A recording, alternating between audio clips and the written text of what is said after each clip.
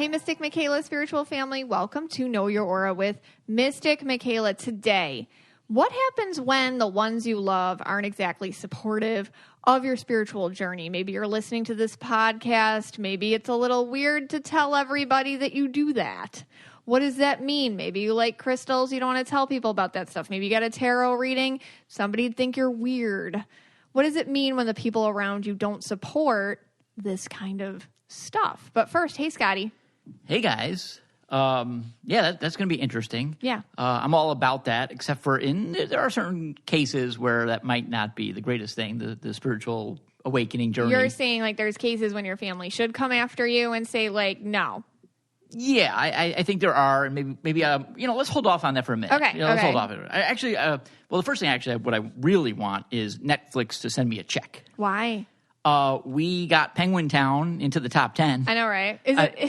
It's not in the top 10. It sure is. Well, top 11. They don't show number 11, but you think the top 10's like made up? It is made up. That's like a red rant. It's a current red rant. But I mean, I'm sure Netflix realized like how many. There was this huge uptick in Penguin Town watchers after last week. Yeah, and that's all thanks to this podcast. Yeah. And the Mystic Michaela spiritual family. All right, but before we get into that, I actually got this email from a guy named Ed, not our yoga instructor, a different Ed. Yes. Okay. No, you really did get an email from a guy named Ed. This is crazy. Yes, Go ahead. I did. Yes, it's true. It says, "Hi, Scott and Mystic Michaela. Hope you guys are doing well. I really enjoy your podcast. Listening to it every Thursday, usually on my morning run." Okay. Good for you, Ed. Yeah, because most of our listeners listen in the shower or the bath. Yes, it's a true poll we've taken. Right. Then when I get home, I open my Aura Color spreadsheet and input any and all Aura Color readings MM has given. Hey, Green. I think Ed is definitely a green. Yeah. Red, blue, or indigo purple of your family, your followers, your guests, TV personality. So anytime we mention an Aura Color or an Aura combo. An Aura combo. Green Ed here has jotted it down. Okay. And he said, I vowed to do at least 100 people before sending you guys the results. Oh, my gosh. I understand this is a greed indulgence. This is so cool. So he does know his colors. I love that he put like a limit on himself. Like he's like, I will wait till it's 100 before I contact them. I want enough data. Right. It's great. I understand this is a green indulgence that other colors could probably care less about, but being green, I can't seem to help myself. I love that. LOL. There are a few caveats with the data. First, I just did dual auras, no tricolors or single colors, like when you discuss people with pink auras, but don't mention a second color. Also, when you say someone is blue indigo purple, for instance, I input it as blue purple because I think of blue indigo as blue, howbeit a little darker shade. Okay, so he's really got this. So he really had to, make his little caveats now. All right, okay. Here we go. Okay, drum roll. And here's why this email did interest me, because we do get a lot of DMs and a lot of messages saying that we only cover certain colors more, or we color certain colors more than others. It's true. How about a shout out to the Turks? How about a shout out to the yellows, the reds? The Turks, not the Turks from Turkey. Yeah, the turquoises. Yeah. All right, so here is the data based on 100. Okay. Again, of course, we've probably mentioned these colors way more times, but based on the last 100 from Ed. Here we go. Blue, purple, 30. Yeah. That's the number one. That's the top. Indigo purple, 15. Okay. So 45% right off the bat a lot of are purples blue, indigo, and purple. The blue and the indigos, yes. Yeah. So, we got some work to do here. Yeah, I got to do better. better. We got to be better. All right. Green, blue, 11. Okay. Yellow, blue, 9. Green, purple, 7. Red, purple, 7. Okay. Yellow, purple, 7. So, yellow's getting a little short end of the stick here. I know, the yellows. Red, blue, 6. Okay. That's probably me talking about myself 6 times. Yeah. It's true. Yellow, indigo, 5. I need to do better. Turquoise, purple. We probably mentioned Abby a couple times. 3. Yes. Red, indigo, 0. Yeah. Does that even exist? It does, but it's so rare. Green, indigo, 0. Although your dad might be a little bit of a green indigo, right? Right. Green, blue. Turquoise, indigo, 0. What's Ed? He's... Ed is green and indigo. Green indigo? Okay. Yeah. I think we were talking about this. A lot of our market, I guess, or a lot of our listeners would be more like the indigos and blues with a combination color and purples with a combination color. So it's hard to cover colors outside that or whatever. Yeah. Episode 37, a long time ago, I did do a deep dive on aura combinations. I did. But we could be due for another one. We definitely could be. I agree. And he did ask that question. He said, I have no idea what this might be to you, if anything. It is. We sat here and thought about it. We like this, yes. So we thought about this. We've crunched it. Yes. So any other greens that are hesitating to send us a strange and odd email, please send those. There's like at least 3. Like, ooh. Yeah. Someone just... like, ooh, they gave me permission. Yeah. We just got one. These raise all sorts of questions, like, are these representative to real life, or they really skew towards purple or towards empaths because so many listen to the show? And I think that's the case. Yeah. I mean, in real life, I don't know that 45% of the population is that indigo purple, blue, purple combo. Yeah. You wouldn't be that skewed that high. No, that's the thing. And that's why, like, you as a listener might feel like the odd one out a lot in your life, because you probably are. Because that's kind of who our listeners are, the odd one out. It's kind of like the more rare aura combos. But the thing is with the yellows, and this is interesting to me, I read a lot of yellows. Like, I read a yellow indigo today, like a phone reading. Like, I read yellows all the time, and I need to do better with yellows. Yeah. It's true. And we definitely got to do better with the turquoise, because there's 3%. 3 out of 100. Turquoise. So. And my own kid's a turquoise. Yeah. I mean, we Mr. Michaela, we can do better. We can do better, Scott. All right. Thank you, Ed. Yes, thank you, Ed. He says tells us to keep up the good work. Okay. And he is looking forward to hearing about some red indigo people. Okay. And, of course, green indigos on upcoming podcasts. We just had my dad. Yeah. On the Nature Empath episode. He was a green indigo. I mean, yeah. I think we might have said green blue or green indigo. He's like I can't a blue remember. to go. It depends on what day I'm looking at him. Yeah. Yeah, and he's doing very well right now. Yes, that's great. Yeah, he's actually watching this show. What are you talking about? I don't know. No, he's back in Buffalo. Okay. All right. We wanted to take him back with us, but he couldn't come. All right. We have a couple ads, and then we're going to talk about an interesting topic. Okay, let's do that. So, Scotty, have you been seeing that? We work out at the YMCA, and there's that lovely girl. She's very purple at the gym, and she's wearing very see-through Lycra. I have not seen anything. Oh, sure. Nothing. Everyone notices her. That's the first thing I see when I come in, because the Lycra is very see-through. I only talk to men there. Okay. Well, listen, you don't want to give people a free show. You know what I mean? Like, sometimes you do. Maybe you do. Maybe but maybe you don't. And if you don't, Girlfriend Collective's really for you. When you feel confident, you feel like you can do it all. And who says you can't? Whether you're running, biking, doing yoga, doing lots of squats at the YMCA, swimming, or sitting on your couch, Girlfriend Collective has clothes you can feel your best in no matter what you're doing. And you know what? It's sustainable. It's ethically made activewear for everyone. Such a high quality. So nice. Feels so good. They make cute and comfortable bras, leggings, shorts, tanks, tees, swimsuits, and more. Their sizing is inclusive, which I really appreciate, ranging from extra, extra small to 6XL. So there's something for everybody. Whether you're working out or running errands or just doing nothing at all, Girlfriend Collective has functional fabrics, colors, and styles for any activity. The best-selling leggings, I'm telling you, they are squat-proof. They come with pockets, okay? I love that for my phone. And have different levels of support, whether you need compression or comfort. They use recycled materials to make their clothing, and their shipping is 100% recyclable. So you can wear it and know that you're doing something good for the planet. And Girlfriend Collective also has a garment take-back program called Re-Girlfriend. So once you're done loving your pieces, a long time from now, of course, and I can't imagine sending them back because they wear great, send them back to be upcycled into new girlfriend gear. So join the collective today. So, listeners of the show, listen to this. Girlfriend Collective is offering you $25 off your purchase of $100 or more when you go to girlfriend.com/KYA. That's $25 off $100 or more. When you go to girlfriend.com/KYA, that's girlfriend.com/KYA. They got great colors too, like really nice colors. Today, we're talking about going on a spiritual journey, and sometimes that includes going to therapy.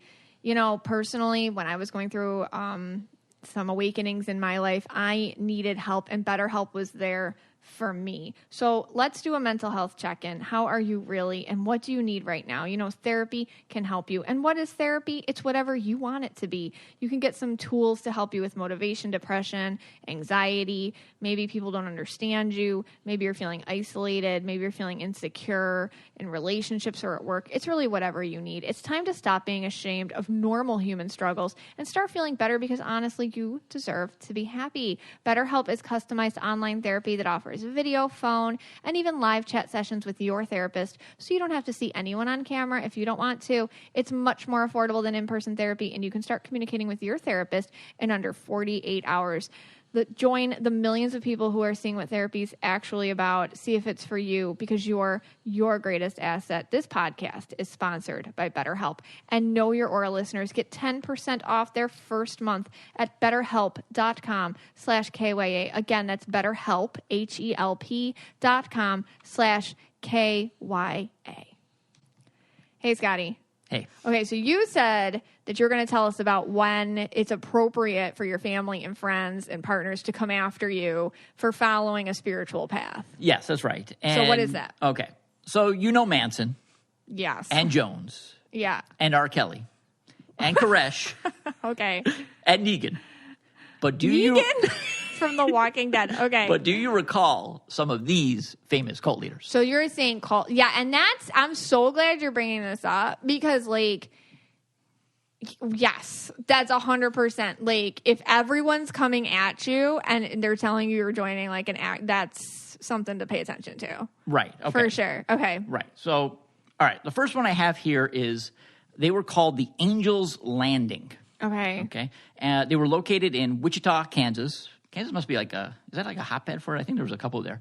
Okay. And the leader was Lou Castro. All right, so I'm looking at I don't know these people, by the way, so I'm looking at the picture with you. All right, so give me an aura take on Lou Castro. He's red and purple. Okay, red and purple. He looks like there's something decisive with not just controlling people, but controlling their every little motivation, money. I mean, I just get like he wanted to be like a god in his own world. Yeah. Definitely. Like that. Like, but it feels like he's very personable. He's probably very charming, like that. Yeah. But scary and could hurt people physically. Yes. Very good. Okay. And again, you did not look into these, you know. No, I didn't. I did my little Rudolph Red-Nosed Reindeer little spin there, you know, so these are the ones that are not as well known. Okay. In the beginning. All right. So he convinced people that he was a seer. Yes. Yeah. And he could look into the future. So kind of like you. And this is the thing, he would tell you when you were going to die. Oh. So, I mean, I guess so if you said, like, you know, September 8th, 2008 or something, and you didn't die, he probably figured out a way to kill you or whatever. But and nonetheless, anyway, he was known for, like, being very flashy. There's probably your purple red. That makes sense. Money. A lot of money. Yeah, the cash thing, Yeah, he was driving around like Billy Ray Cyrus in his Maserati sports car. That's very red, purple narcissist, yeah. Yeah.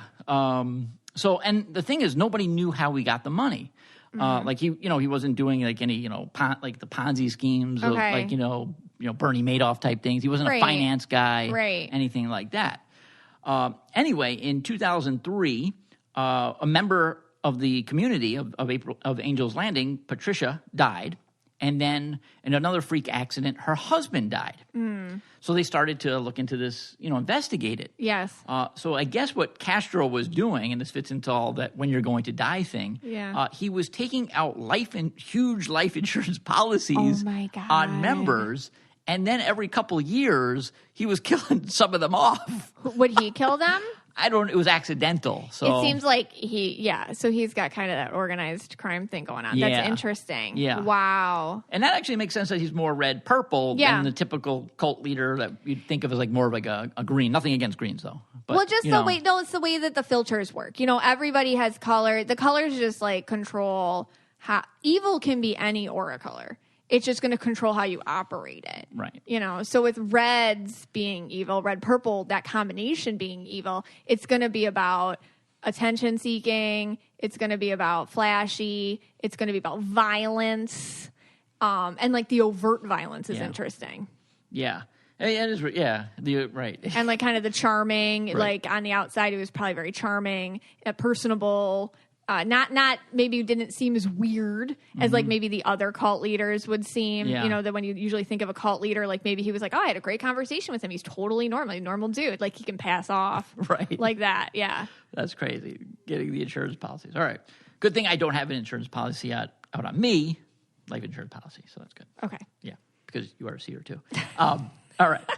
Not like So that. again, if you are thinking, if you know someone that's, talking about Angel's Landing, then you might step in. Okay. What's the next one? All right. Heaven's Gate. Oh, that sounds slightly familiar. I think was there a TV show? No. Okay. All right, maybe not. All right. Founded by Marshall Applewhite. Okay. And Bonnie Nettles. Oh my God. I'm looking at their pictures. All right. What do you get from? Let's do Marshall first. I mean, I don't talk about this often because it never comes up. And also, you have to be really careful, like when you say this word now, because the spiritual community just like hijacked it and use it for like people like politicians and things, and it's not real. This guy's a reptilian. Like this guy is, and I don't do a lot of the alien stuff. I don't talk about a lot of that all the time, but he's pure evil. It's like there's just lizard skin underneath him. He's not human. He freaks me out. I got like a galactic kind of vibe with him. He does not associate with being human or humanity or anything. It is freaking me out. Okay, now I want to tell the listener, and you can choose to believe us or not believe us. Mystic Michaela here she did not do any of the research. Didn't. So let me tell you what this guy did. He believed actually in a system of aliens. Stop it. Are you kidding? I kid you not. Oh my God, I got like chills. Spaceships. I really didn't look this up. This is crazy. No, I know. Okay. Yeah, and I you know just have to believe us on this. It's annoying when people when I can't prove it. Yeah. Yeah. He believed that the Earth, the planet Earth, was in this like imminent recycling. Okay.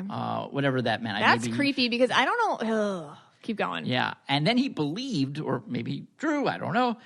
He told his followers that there was a spacecraft that was following the Hale-Bopp comet. Okay. And basically, if you were a member of Heaven's Gate, you were going to get onto that spacecraft with him. That creeps me out. Yeah. Because I feel like he believed himself. Yeah, well, that would make sense with your I really your do. aura I feel take like on he him. believed himself because that other guy, like Lou, like he knew what he was doing, Right. But like this guy, I feel like he believed it. Yeah, there's a huge difference here between him and Lou. Now, his little accomplice, what's her name? Okay, so I don't know if it's his wife or not. I apologize on that. Bonnie Nettles. Okay, she freaks me out in a different way. She is so one color. She's all blue. And I'm going to tell you, the woman, she's possessed. And I don't use that word a lot either. Something entered her and took over. She feels like a Stepford robot type situation. And looking at these people is like, honestly, once in a lifetime aura situations for me. Like, this is not like, because some people are going to be like, that's like my brother. Like, no, like this is very uniquely something evil entered her because she's blue. And I feel like she thought she was helping him. Okay. Well, so what's her deal? Yeah, no, I'm not really sure. I think she probably was. she's Anyway, creepy. what happened was 38 members of the Heaven's Gate committed suicide. They basically had barbiturates and put it in some applesauce. I would have put pudding. What year was this?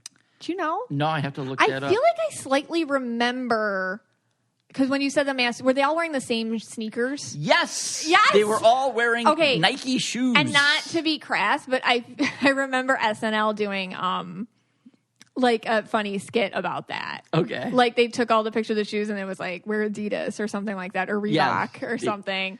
Okay. Yeah, Bonnie Nettles was 1974 to 1985. I think they were together. Did founded they in kill themselves 1974. too? In the whole thing? Or no? I would have to get back to you on that one. Sorry, again. I'm asking all these questions. But they did, what I do know is that they did keep $5.75 in their pocket, which is, I thought, kind of weird. That's so... Yeah. Like, honestly, they give me the chills because there's something to it that is evil, yet not exactly made up. Yeah. Which freaks me out. What do you think the $5.75? I mean, I carry typically $5.87. So to me, that's normal. Right. Okay, you got to move on. Honestly, like, they're not just bad. Like, something freaks me out with those, too. I don't want to look at their picture anymore. All right. Okay, what's next? Throw that one away. Okay. All right, we have two more here. Okay. All right. Now, this one is horrific. We'll do trigger warning here on these two. Oh, God. We What are won't you get making into me look at? We're not going to get into all the details of this because it's too disgusting. So just be very clear, you guys. This is a trigger warning. Trigger warning. Okay. If you want to skip this part, definitely skip this part. All right. Okay. So this is the Children of God. They had a few names, Family International, a few other names over the years. The leaders of this were David Moses Berg. Oh, my God. And his wife at the time, and she's still alive. He's disgusting. Okay, Karen Zerby.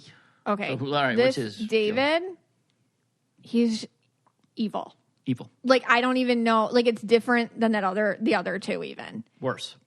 I mean, it's hard to, I guess, quantify what's bad.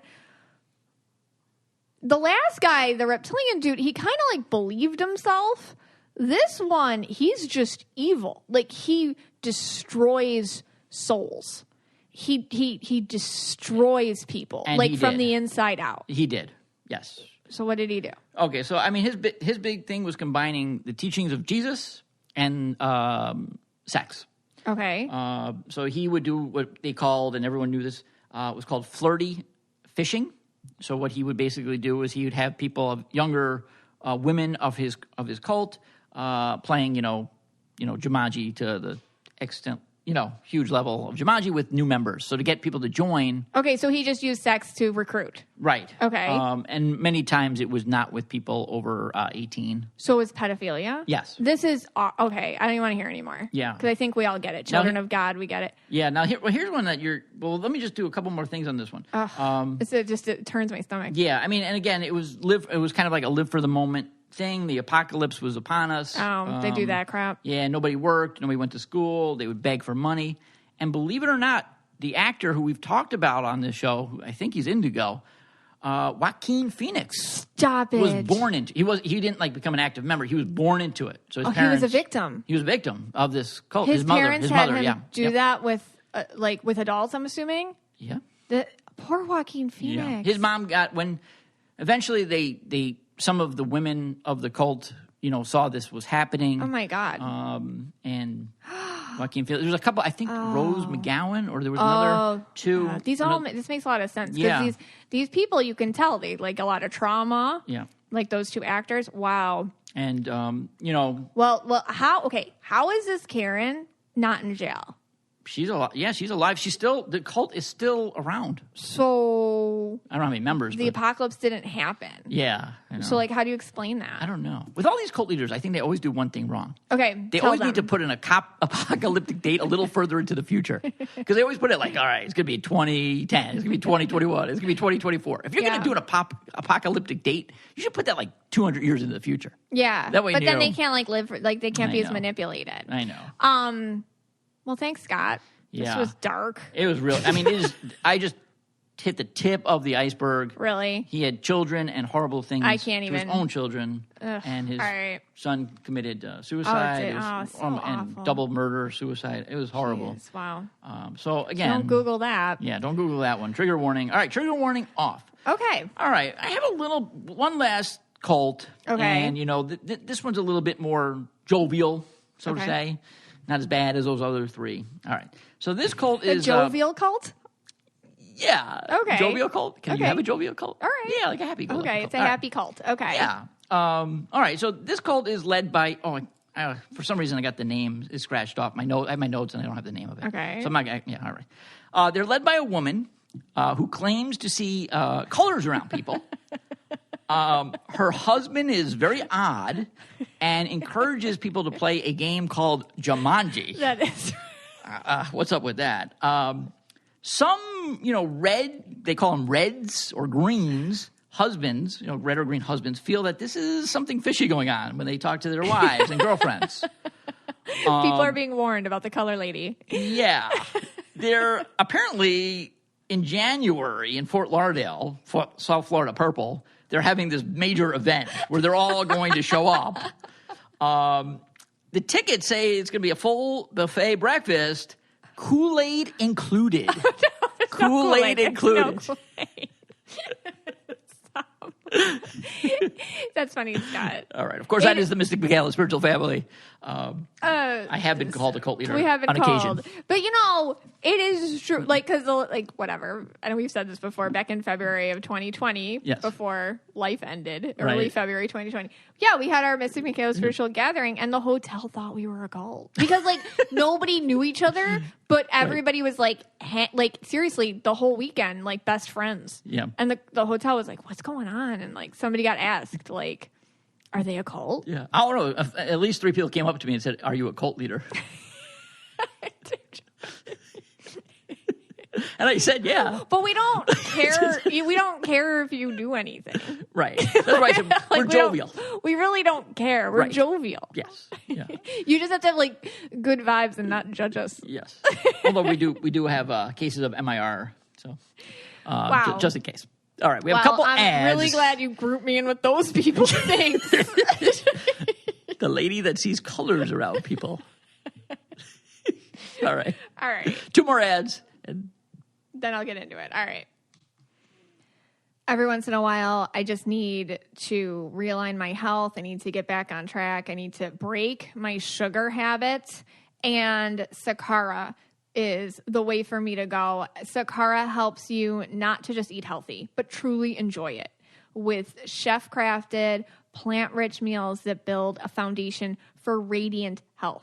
Sakara is a nutrition company that focuses on overall wellness, starting with what you eat. So this is what happens. Their organic, ready-to-eat meals are delivered to you. They're made with powerful plant-based ingredients, and they're designed to minimize your sugar cravings, boost your energy, improve your digestion, and get your skin glowing. I'm in the middle of a 3-day meal plan that they sent to me, and I'm going to tell you, I sleep like a rock at night since doing it. I'm very full. I feel like I'm eating enough, and I just have a little bit more energy than usual. Sakara's chef-crafted breakfasts, lunches, and dinners are backed by cutting-edge nutrition science to boost your health and stoke that glow of yours. And it's delivered fresh to your door anywhere in the U.S. Along with delicious plant-rich meals, Sakara also offers daily wellness essentials like supplements and this amazing herbal. They have amazing herbal teas to support your nutrition.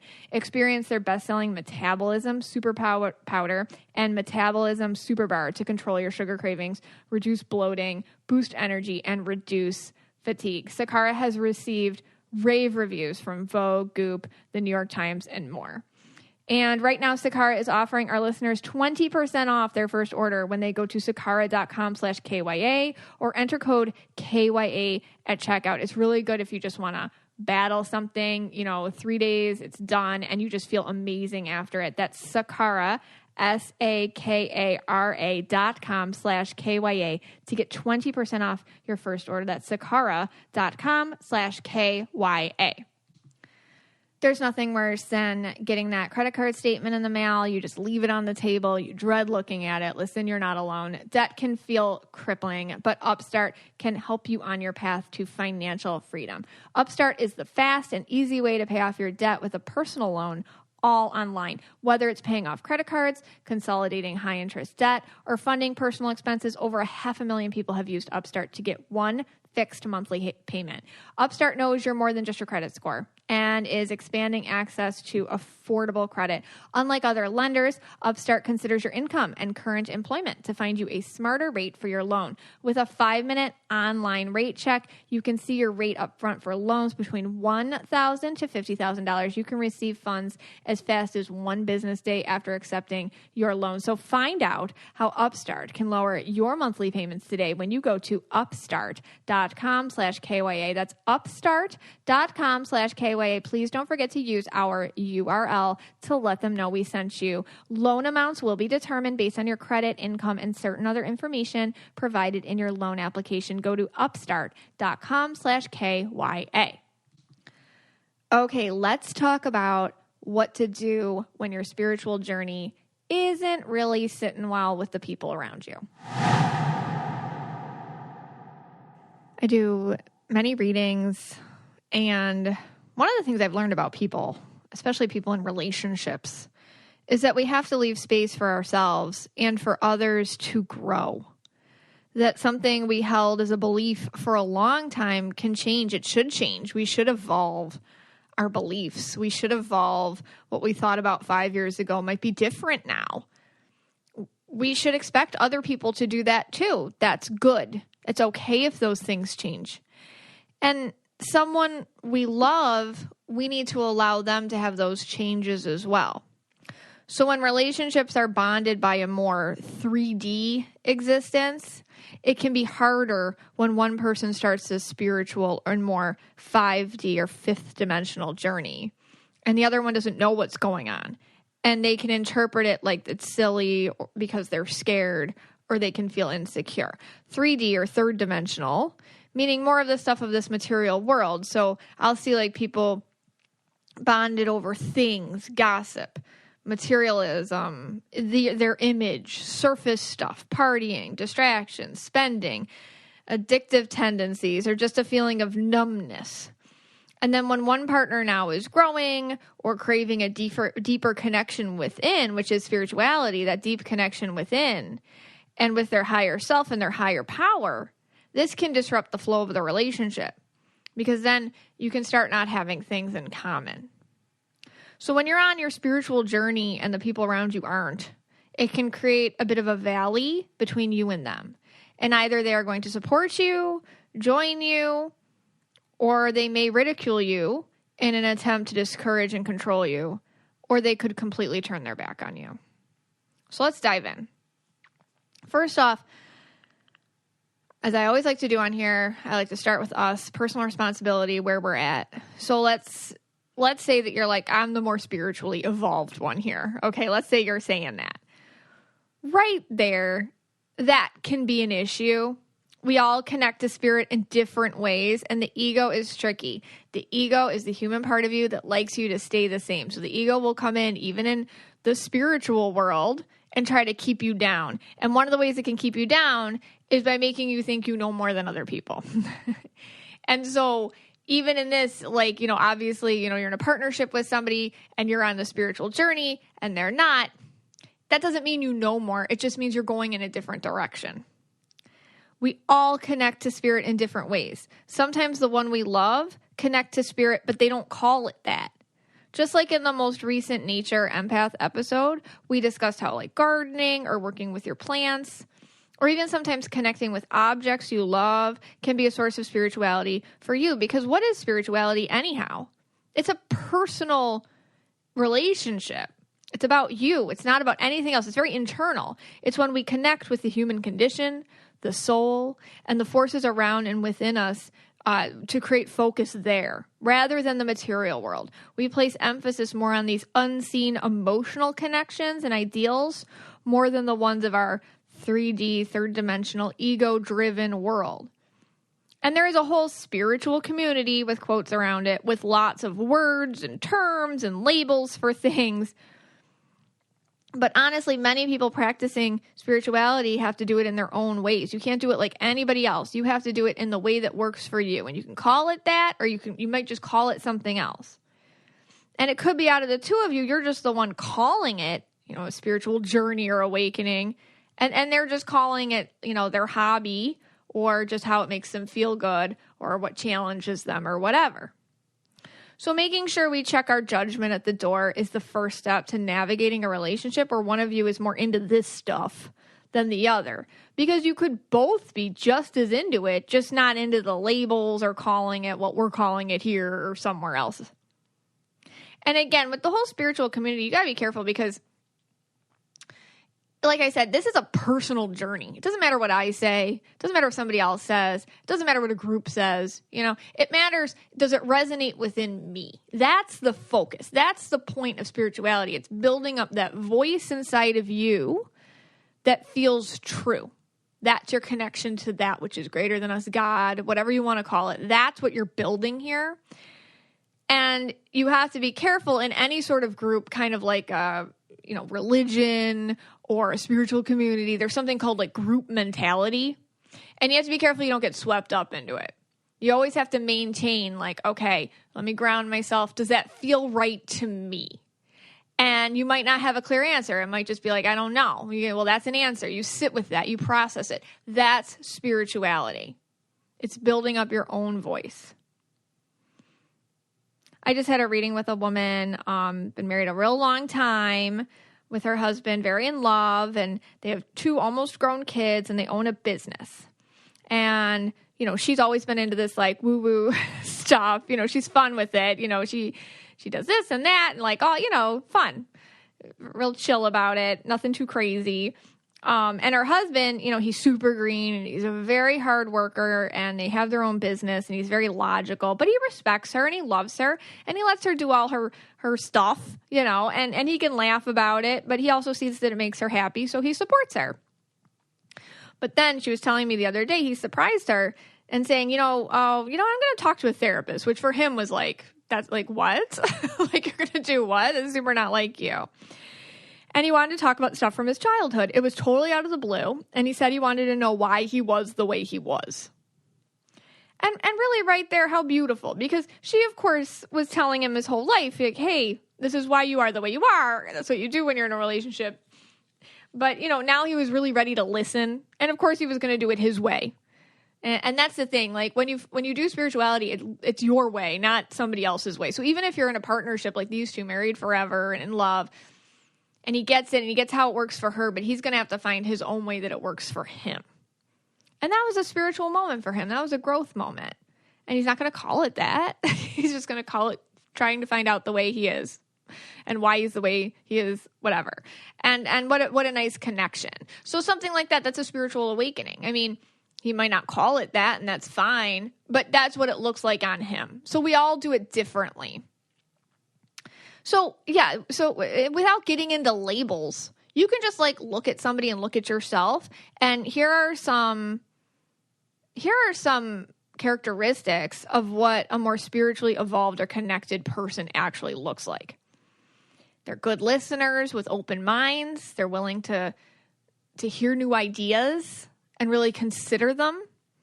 They're someone who really checks in with their actions and consequences of said actions. Okay, like, does what I do measure up with what I said? They're growth mindset individuals, so every opportunity, even the ones they fail at, are learning opportunities, moments that they can evolve. They see things that way. They understand that there's bigger things to consider than what others think, than what life looks like on paper. They're less ego operating than most people. They see the bigger picture. When they want something, they let go of the control. They just put it out there and trust that the right thing will happen. They separate their self-worth from their material possessions, from what they look like on paper. They understand that those are two different things. They connect to people, animals, and nature in empathic and in-depth ways. They understand that their actions have consequences. They show some sort of belief in that being good and paying it forward matters, and they don't boast about it. It's not an ego trip for them when they do something good. They just do it. They don't tell anyone about it. Love is first with them, and they're very selfless in that regard. So they put love, they put others, they put the bigger picture first. So that's what spirituality really looks like. And that's what, even if they're not calling themselves that, if you see those characteristics in somebody, that's good. They're on their path. Sometimes it's a case of semantics. So you know that you were already spiritual, or you know that they are already spiritual, but not calling it in the same way as perhaps you are. But you may want to start like involving them in what you're doing as a friend or a partner. You want the people that you love, especially like a lot of us listening, we like the people that we love to get excited about the things we've discovered. Your aura splaining and this and that, or like, oh my gosh, what's your sign? When's your birthday? This crystal. You want to it's fun. So you want them to have fun with it too. And many empaths tend to want to bring the people that they love along with them. But if it's the semantics, if it's just a case of semantics, it's going to be okay. So you may have your crystal meditation or your salt bath, and they understand that this is for you, and that's cool. Okay, that's your thing. That if that makes you a better person, they'll support you. That's good. They may not believe in the things the way you do, but they know it makes you happy. And maybe they know there's something to it. Maybe they're like, you know what? I don't get it, but there's something to it. I'll admit that. And it's okay that they can poke fun a bit. They might call your crystals your magic rock collection. They might poke fun at your meditation practice. They might say like, oh, you and your colors, but then secretly be like, what color's my mom? They're into it. They just might also joke about it. If it's all in good fun and silly and lighthearted, it's really okay. We're going to talk about what happens if it's not. But if it's lighthearted, that's okay. That's fine. Another thing you don't want to do is you don't want to preach. Nobody likes to be lectured at. There isn't a correct way to do any of this because it's really a personal journey about you and how you do things. It's great to get excited about all this stuff that's good for you, but it's not a good look to shove it down anyone's throat. I find that just making parallels to what you've learned as they do things they enjoy can be helpful and funny and open up conversations. And sometimes they listen, but sometimes they have to take it in their own time, their own mind frame, their own ways of making it their own, and that's okay. And I'll tell you, just pro tip, put that book about manifestation or whatever, like in the bathroom, or angel numbers, or like whatever. Stick it in the bathroom. Stick it in your partner's favorite bathroom where he or she spends the most time. And I count on it. They will pick up the book. They will look at it. They will read it. My husband, Scott, everybody always asks me like, hey, how did you get him to like go with this? He's the biggest skeptic. Like he doesn't believe in any of this stuff. And here he is, and now he does. And like, how did I get him to go along with it? I think a lot of it was just like letting him figure out how it worked for him, and I think that's a big thing. Like, for example, like with meditation, I'm big on meditation. It's really helpful to me. I'm not perfect at it. I don't do it every day, but I try to do it a lot. It doesn't work for him. And it might not work for a lot of people, meditation, the way that traditionally it's taught. But with Scott, for example, he loves binaural beats, and that works for him. So it's just like finding things that work for your partner. It's going to be different than you, and they have to go on their own exploration and their own journey for that and get their own insights out of it. The other thing you're going to want to do is you're going to be a role model. A lot of I statements. When I discovered this, I started seeing this in my own life. Just make it personal.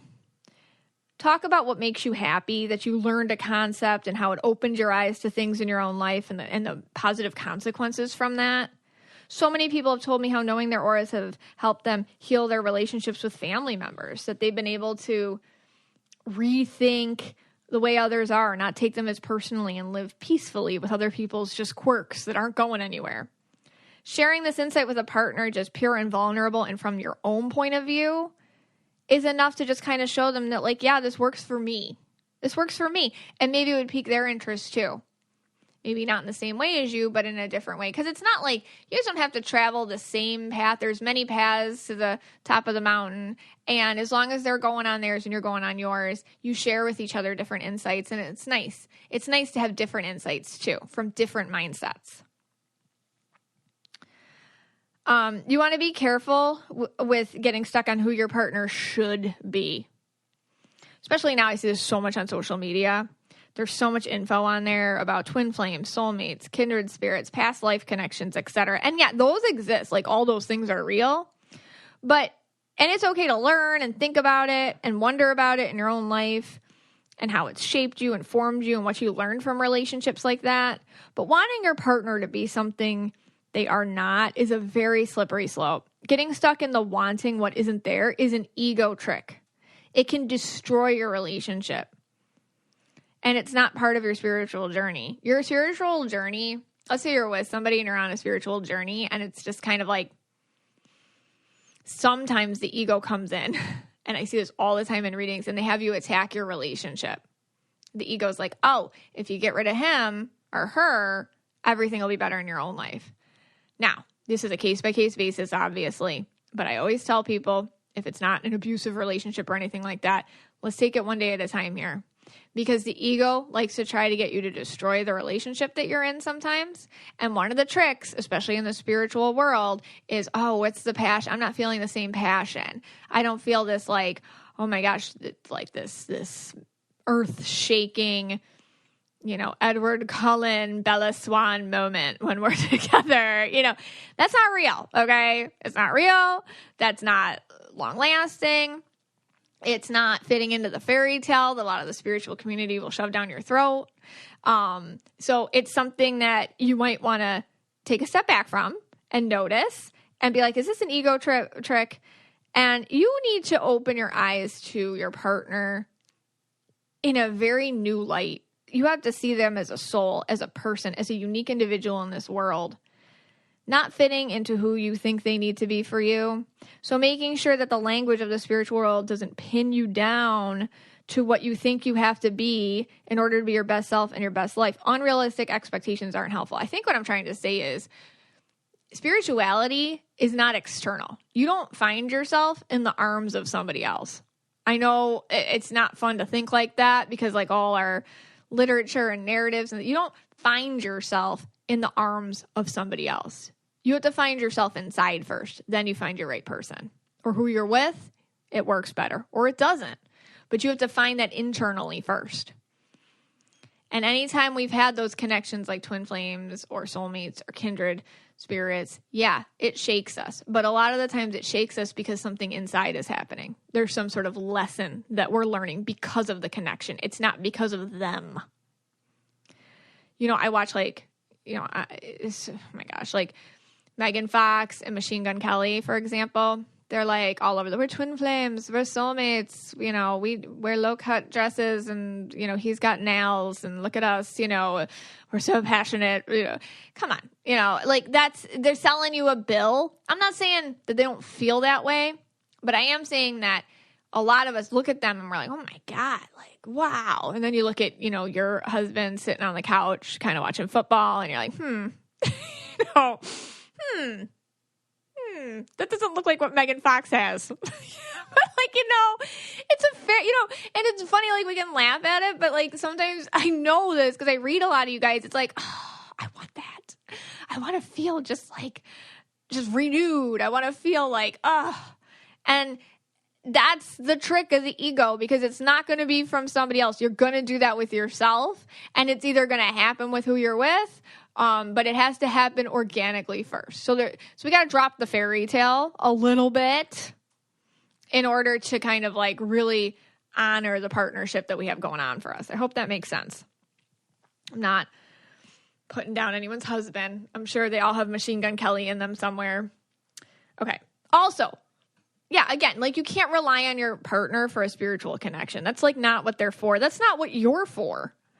So many times I read people and like they end up being kind of like the touchstone for their partner. It's a lot of pressure to be the touchstone for your partner. Like you're always healing them. You're always fixing them. You always have to be exciting. You always have to do this or that. That's too much. Like they got to go find it in themselves. That's exhausting. And the same thing. And it's like if somebody has a void and they're trying to fill it with you, that's exhausting. And the same, it flips around the other way. If you have a void, you're trying to fill it with somebody else, that's exhausting. Because voids can't be filled externally. It's got to be filled internally with your own spiritual connection. Some red flags for when somebody isn't, like we've been talking about partners that are kind of cutesy about it, or they're like, haha, you know, that's great that you're into this stuff. You know, I'm going to make light fun of it. No big deal. Okay, that's fine. But here are some red flags because I will get people sometimes who are like, oh, my husband, he says I'm such an idiot, and he's you know, he doesn't believe any of this stuff, and he thinks like I'm just really dumb and I fall for scams all the time. But you know, green people, right? And it's like, no, no, your husband's not nice. That has nothing to do with anything other than that's not nice to call you those things and to make implications that you have bad judgment. That's not nice. Red flags. You're being ridiculed, made fun of in a very nasty way. Like, you're stupid. You're an idiot. You fall for anything. You're soft in the head. Okay, we don't need any of that. That's not right. Your partner gets jealous or angry of your practice because honestly, the more you self-improve, the less you're leaning on them for your spiritual connection. Sometimes people that we're with need us to need them because they chose us at a time in our lives where we did need somebody to need us like that. And now that you're finding a spiritual connection, the external approval isn't as important. And it's about the internal approval. And that's going to trigger somebody who is extremely toxic and insecure at the same time.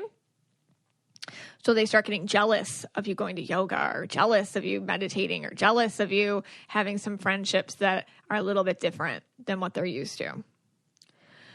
They start preventing you from doing things for yourself in this way. Maybe they hold back finances. Maybe they, like I said, and like we talked about, there's a difference between somebody protecting you from yourself versus you're doing something that's just, hey, I'm going out for coffee with a like-minded friend. And they're like, no, you can't go out. You're not doing that.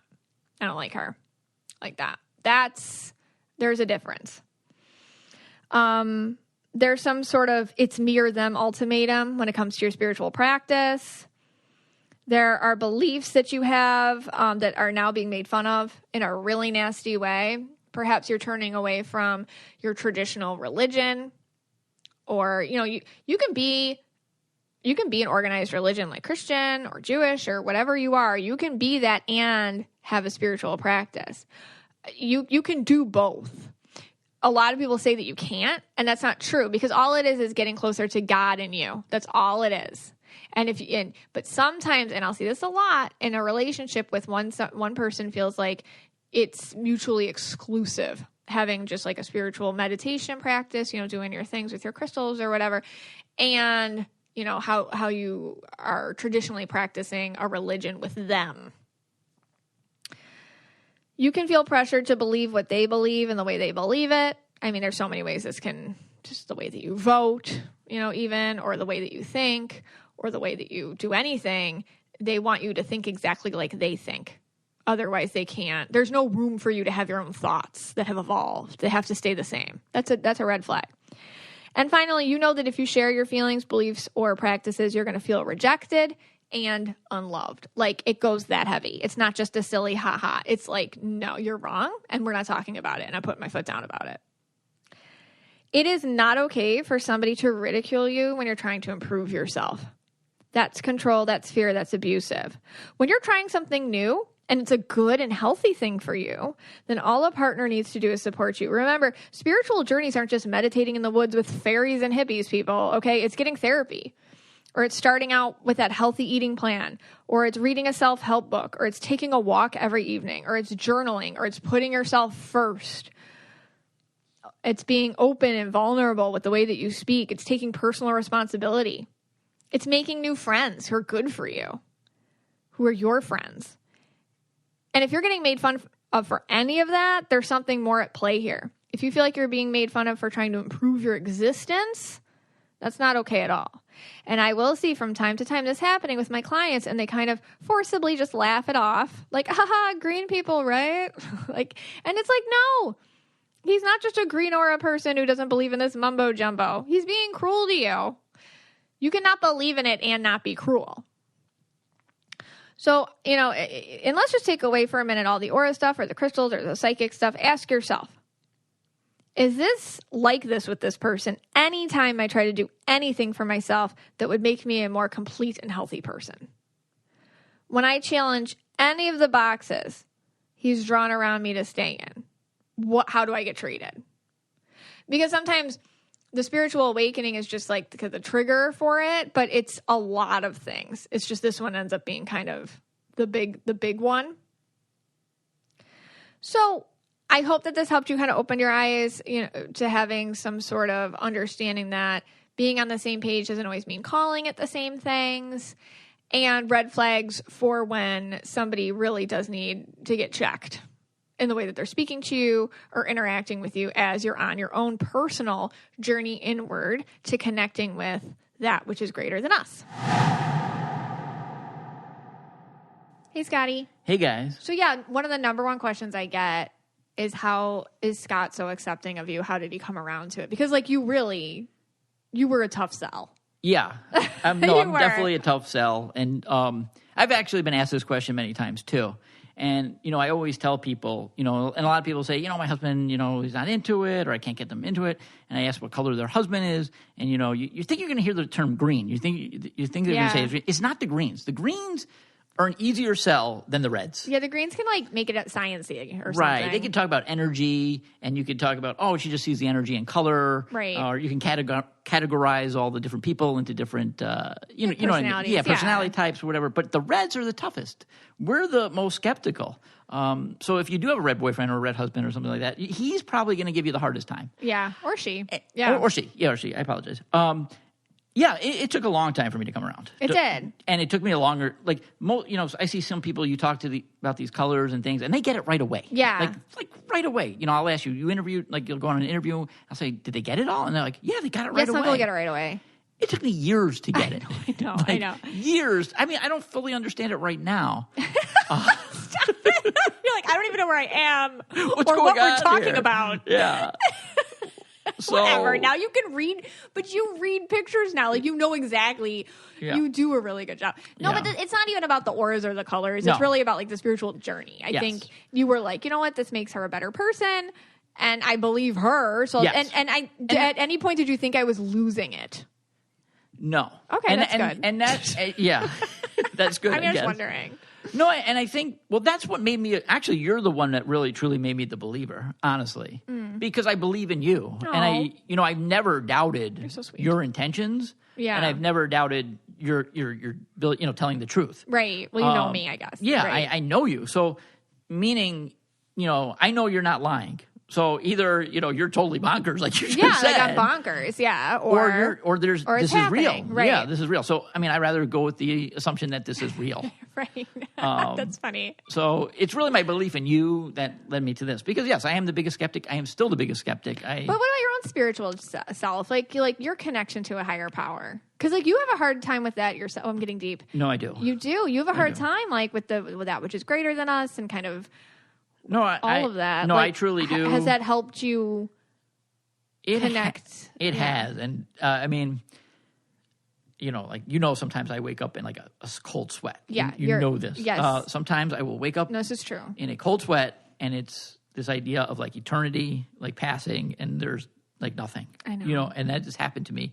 Like it wakes me up in like the middle of the night. I know. So it's not like something that like when I'm thinking now. I know. Like like I make some crazy noises, You whimpering, do, and I freak out. It's the middle of the night. I'm like, honey, it's okay. Yeah. We're gonna die. I'll be with you forever. Right. It's okay. And, Poor Scott.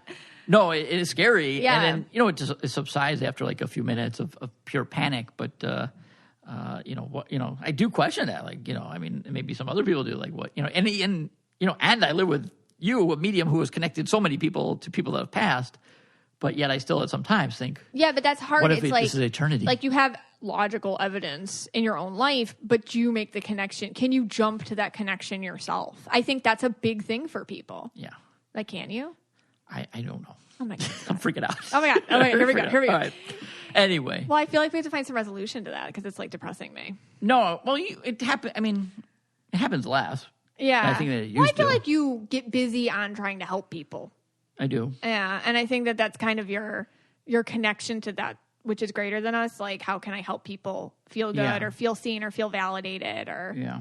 I mean, that's just what I see in you. Yeah, no, and I'm still just starting on this journey, by the way. Yeah, I'm like, honestly. Well, we all are. Yeah, but I'm like way behind everybody else still.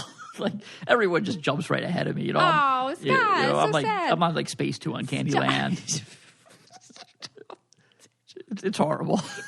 I'm a slow learner. I've always, I'm just a slow learner. You are. Please, No, all right. you're Yeah. not. Okay. All right. Anyway, Wow. all right. So we asked the Mystic Michaela, the spiritual family. God, bringing the sadness today. Like cult leaders, Hey, I'm drinking. existential crisis. It's late. I haven't had enough coffee. All right. All right. We asked the family, our jovial cult. Just the new name for the Mystic Michaela spiritual family. Led by the lady that sees colors. The jovial cult. The jovial cult. Led by the lady that sees colors. Okay. Whose mom was Anne Frank in a past life. I don't care what everybody does. All right. Has a partner, friend, or family member been hesitant to accept your spiritual journey or awakening? Yes. Did they come around eventually? All right. So we did find that most people, it was reds that stood in the way of this. But, all right, read one All right, so Angie wrote, my fiance actually left me after I went to a tarot class to learn to read as well. as once he found out I was going to partake in the world meditation that was held for Australia when they needed rain. He told me I was crazy and delusional and couldn't see himself raising children with me anymore. That's not nice. Now, you see, like me off the bat, too, I would say the same thing. Not anymore, maybe, but at some point I might have. Well, you would never I wouldn't break up with me if I went to be like, hey, I'm praying for rain for a place that needs it. You wouldn't be like, you're delusional and I'm leaving you. You wouldn't say that. No, I would you just might make fun of me. Yeah, I'd probably make fun of you. But you wouldn't like be nasty about it. Like that was like, there was something wrong with him. Well, of course, everybody in the family was like, he sucks and it's great that you left him, and she agreed. But, yeah, look at that. Like, how insecure are you that, like, you have to break up with somebody because they, like, just want to learn some tarot and pray for rain? I don't understand. Gosh. All right, what do you got? All right, I got Heidi here. Okay. All right, I talked to my siblings, I have 5 of them, at Halloween about my journey. They thought it was very interesting, but I started to feel a little bit like an alien. Uh-oh. You didn't join Heaven's Gate with Marshall Applewhite. Stay away from that. Yeah. Stay away from Applewhite. Right. I tried to tone it down so they didn't think I was crazy. Yeah. I'm not exactly sure what changed, but suddenly this summer they all started to take an interest in it. Now we're all part of the Mystic Michaela spiritual family and podcast listeners. It's been so helpful as we've been dealing with some family trauma. Yeah. So happy to be able to share this with them and thankful for all the self-discovery that happens here. She's a yellow and blue. All right, so again, here's a case. At first maybe it sounds a little kooky, crazy that you're going to join the spacecraft at the Halley-Bopp comet, but then they turn around and then they're like, hey, actually, I think when people are like, hey, our mom is like that, and if that's what yellow is, that sure is what mom is, and and then all of a sudden it's like, so what else about this or what else about this? But not even like with colors. It's just with lots of things, just kind of maybe if you make it your own. I mean, I think what's best. Not to pat ourselves on the back here, but we're bad at doing all the different colors, I guess, as we talked about at the beginning. The combos, yeah. Thank you, Ed. But I think we are good at kind of making some of these spiritual things a little bit more accessible. Yes. Again, making the paranormal normal. Yeah. And when people hear what we're talking about, maybe they're like, oh, okay. Well, I think you should be skeptical. Definitely. I really definitely think you should be skeptical. Yes. And like I say, like, it doesn't matter what color I say you are or what color you think you are. Does it resonate?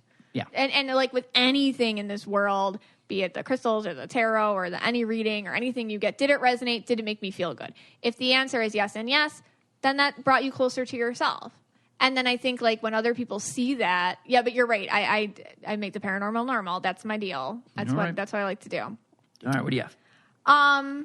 Okay. So Karen writes, I don't go too in-depth with my family because none of them believe in this kind of stuff. But the little I have shared with my mom, she just kind of sarcastically brushes me off. Her response is always something like, okay, that's weird. My whole family says they've noticed how much I've grown in the past 2-ish years, but they ignore the fact that it's because of my spiritual journey. So, all right. They're like, you've grown, but we're not going to talk about why. All right. I got 2 more here. Okay. All right, I got Robin. She writes, oh my God, my mom asked my sister if I worshipped crystals. Does Robin worship crystals? Do we have to be worried? Why is she putting those crystals in her bra? What is wrong with your sister? I mean, it's okay to ask that question, though. Maybe you are concerned. And she sends me a daily prayer every day because she feels very strongly that the only religion acceptable is Christian-based. Okay, please. I tried talking to her about alternative spiritual ways of thinking, and she paused for a while and said, as long as you know that Jesus is our Savior and He'll forgive you. So it didn't really go great, but some people just aren't ready to explore new ways of thinking. Yeah. That's hard. Yeah, it's hard. It's hard because, like, I'm not knocking any religion, but like they all have really diverse origin stories that are very creatively told. So I mean, I don't know what the difference is between that and like this crystal lowers my anxiety, Yeah. Okay. Lee writes, my green husband had no idea there was such a thing as a quote spiritual journey. LOL. He tries his best now though. He tells me to just manifest it. And he even asked the other night if I thought our toddler was still red because he felt red when he was around 10 months. Okay. I love that. That's great. So, yeah, he's like, okay, that's fine. That's, like, funny, normal. Like, all right, just go manifest it, honey. And, maybe it's not for them or they can't use the lingo, but they support you. Yeah. All right. I got one more here, Okay. and we'll close it out. All right. All right. This one is from Jay. Just signed it, the letter J. Okay. He has changed so much. He used to help me clean my tools. Oh, God. I remember a time where it was good enough for him to put floor joists into a barn. He has moved on his own spiritual path. Will my twin flame ever come back to me, MM? Oh, Scott. Yeah. Jebediah is reaching out to you again. It just says Jay. I don't think it's about me. This is not about me. Wow. No. How'd you find that letter? It was one of the things on the thread. He's in the Facebook group. Yeah, it was in Okay. the thread. Yeah, it was the last one on the thread. That's so sad. Yeah. So. All right. Nobody's going to understand that unless you're a longtime listener, but thanks so much for hanging out with us guys today. We appreciate you. This podcast is for you and about you, and you all take care. If you want to be the most interesting person at the cocktail party, well, hop on over and listen to the Brain Candy podcast. Our award-winning content will have you laughing while you're learning. We read all the best articles, books, and studies and keep up with new TV shows, documentaries, and pop culture. And then we cram it all into 2 shows a week. Conspiracy theories, cannibal rabbits, unsolved mysteries, the history of the Walkman. There's something for everyone. The Brain Candy podcast. Find our link in the show notes. Or simply search for the Brain Candy Podcast on your podcast app.